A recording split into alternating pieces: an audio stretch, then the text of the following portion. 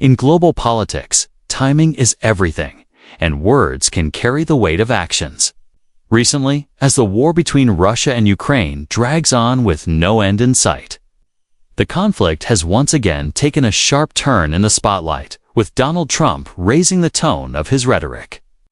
His statements have come at a time when many were cautiously hoping for momentum in peace negotiations, yet what we are seeing instead is a stall, a slowdown, and in some respects, a breakdown in the fragile path toward dialogue.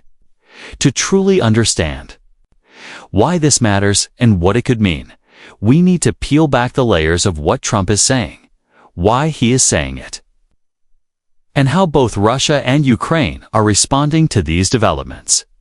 The Russia-Ukraine conflict has now stretched into years. A crisis that began with tensions over territory, sovereignty, and power, but has evolved into a much larger question about the balance of influence in Europe and the world order itself. Ukraine, once viewed by some as a buffer state, has transformed into the very front line of a struggle between democratic aspirations and authoritarian influence. For Russia, this conflict has become a test of endurance, a war that is about both military gains and political symbolism. For Ukraine, it is nothing less than an existential battle for survival, independence, and self-determination. Into this complicated landscape steps Donald Trump, whose remarks carry both domestic and international weight. Trump's history with Russia, NATO, and Ukraine has always been surrounded by controversy. During his time in office, he often spoke critically of NATO allies, pushing them to spend more on defense, while also signaling a kind of unusual respect for Vladimir Putin. For some, this was interpreted as an unconventional approach to diplomacy. For others, it raised concerns about how closely Trump aligned himself with Moscow. Now, as he re-emerges as a central political figure in the United States, his rhetoric on the ongoing conflict is being scrutinized more carefully than ever. When Trump speaks, he does not only address the American public. His words ripple outward, picked up in European capitals, in Kyiv, in Moscow, and across the world. The recent comments he has made are seen as sharpening the divide. At a moment when diplomacy is already fragile, Trump has amplified his criticism of how the current administration is handling the war, framing it as both a foreign policy failure and a financial burden for the United States. He points to the billions of dollars in military and humanitarian aid sent to Ukraine and questions whether such support is sustainable or even in America's interest.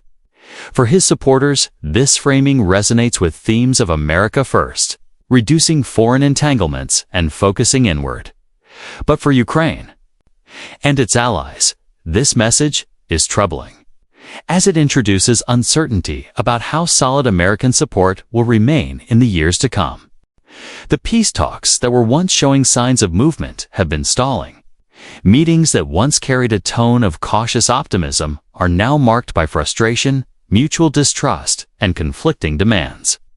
Russia, facing both military losses and international sanctions, has little incentive to concede ground without extracting guarantees.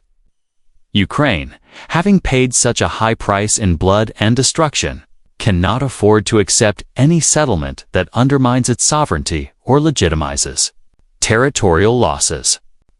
Into this already tense picture, rhetoric that suggests wavering support or shifting priorities can have a powerful and often destabilizing effect. For Russia, Trump's rhetoric could be read as an opportunity. If American support seems uncertain or divided, Moscow might believe it has more room to maneuver, more time to wait out the West, and greater leverage to impose its own conditions. Putin has long relied on the calculation that Western unity can crack under pressure. That fatigue will set in, and that public opinion in countries like the United States will turn against long-term involvement. When a leading political figure in America begins to echo those themes, it strengthens that narrative inside Russia and potentially emboldens its negotiating stance. For Ukraine, the message is far more concerning. Kyiv has relied on strong international backing.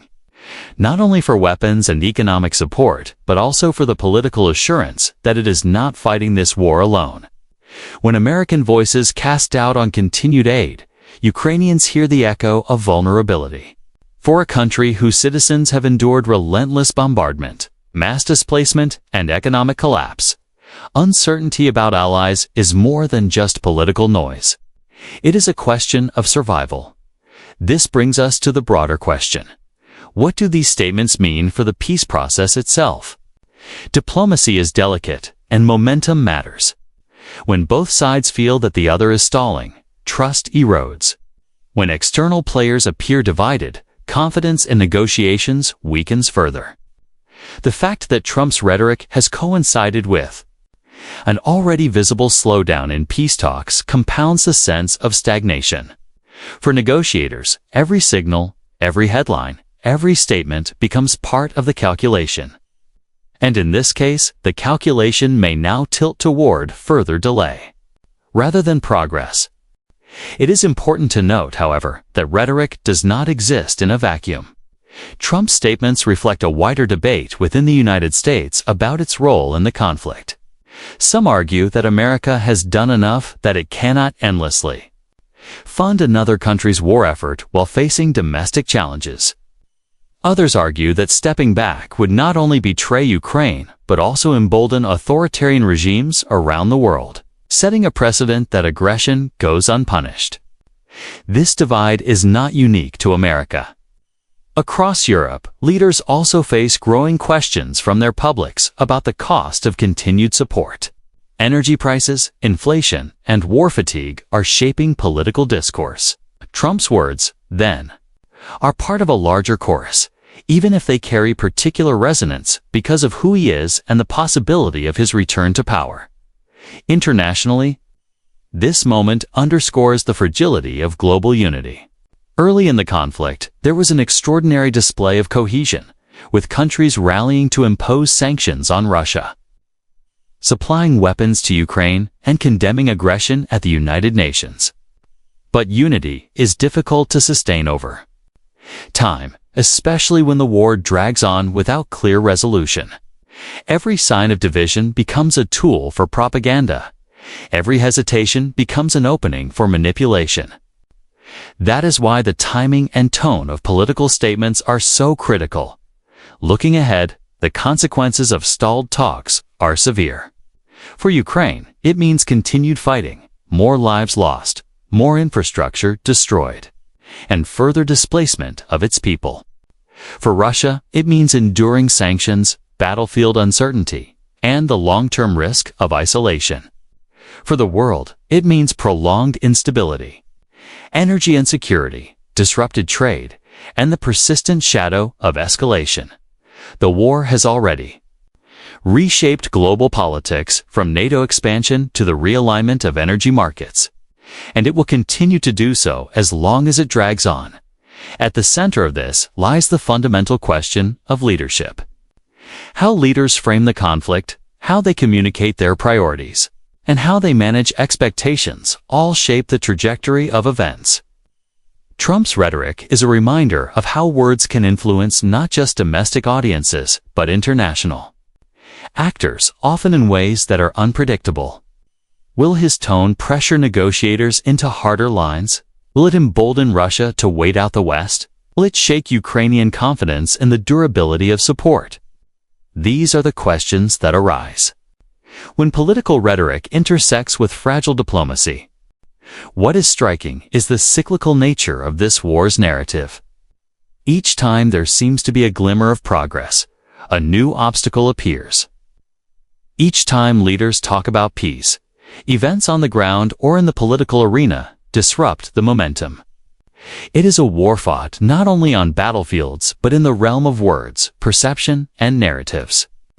The latest surge in rhetoric is just another reminder that peace in this conflict remains elusive, shaped by both tangible realities and the power of voices that speak from afar. To bring this analysis into perspective, consider how history judges moments like this. Wars often drag on longer than expected, not only because of military dynamics, but because of missed opportunities for negotiation. When rhetoric hardens, when external players signal division, those opportunities shrink. Years later, historians often look back and point to specific statements, specific policy shifts, as turning points that could have led to peace, but instead prolonged the fight. The question now is whether this moment will be seen in that light. For now, the war continues. The talks stall and rhetoric rises. The world watches as Ukraine defends itself with resilience and determination, as Russia recalculates its strategies under pressure, and as external actors like the United States navigate their own political landscapes. The intersection of these dynamics creates a complex, uncertain picture, one in which every statement carries weight, every delay has consequences, and every day brings both risks and possibilities. In the end, what this moment reveals most clearly is the fragility of peace. It is not built overnight, nor is it sustained without constant effort. Rhetoric can either support that effort or undermine it, and the difference often lies not in what is said, but in how it is perceived. As Trump ramps up his language and as peace talks falter, the world is reminded that words matter, timing matters, and leadership matters. The path to resolution is narrow, and every signal, positive or negative, shapes the road ahead. And so, we're left with an uneasy picture: a war without resolution, peace process without momentum, and rhetoric that could tip the balance in unpredictable ways. In times like these, analysis and understanding are not luxuries, but necessities. The future of Ukraine, the stability of Europe, and the credibility of the global order may all hinge on how this delicate moment is managed.